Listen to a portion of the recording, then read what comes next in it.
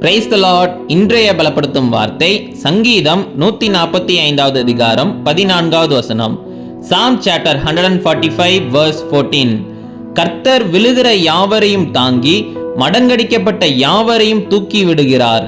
The Lord upholds all who fall and lifts up all who are bowed down. ஹல்லேலூயா.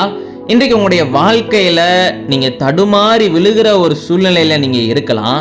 கர்த்தர் உங்களை தாங்குகிறார்.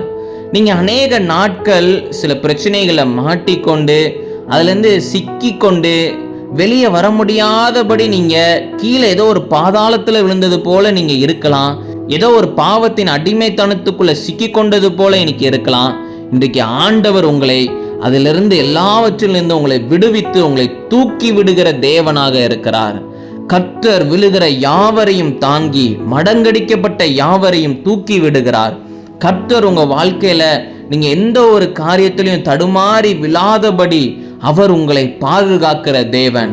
நீங்க சில சமயம் சில பிரச்சனைகளை மாட்டிக்கொண்டாலும், தெரிந்தோ தெரியாமலே நீங்க அதுல சிக்கி கொண்டாலும், பாவத்தின் அடிமைத்தனத்துல சிக்கி கொண்டாலும் கூட கர்த்தர் உங்களை அதிலிருந்து மீட்டெடுத்து அவருடைய பிள்ளையாக மாற்றுகிறார்.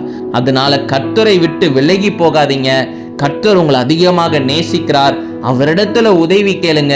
நிச்சயம் அவர் உங்களுக்கு எல்லா காரியத்திலையும் உங்களுக்கு உதவி செய்வார். நம்ம எல்லாரும் கண்களை மூடி ஜெபிக்கலாம். எங்களை நேசிக்கிற நல்ல தகப்பனே, கர்த்தாவே, பிள்ளைங்க உங்களையே நம்பி இருக்கிறாங்கப்பா. பிள்ளைங்களை பாதுகாத்து கொள்ளுங்க ஆண்டவரே. ஏசப்பா, பிள்ளைங்க அநேக சமயம் தடுமாறி கொண்டு இருக்கிறாங்க. நீங்க தகப்பனே ஏசப்பா, பிள்ளைங்களை விழாதபடி பாதுகாத்து கொள்ளுங்கப்பா.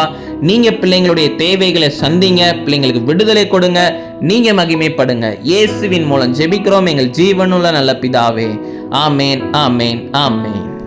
உங்களுக்கு உதவி செய்ய கர்த்தர் எப்பொழுதும் உங்களோட கூட இருக்கிறார். அதனால பயப்படாதீங்க. கர்த்தர் உங்களை வழி நடத்துவார். கர்த்தர் உங்களுக்கு எல்லா விதத்திலையும் உதவி செய்வார். God bless you. Have a joyful day.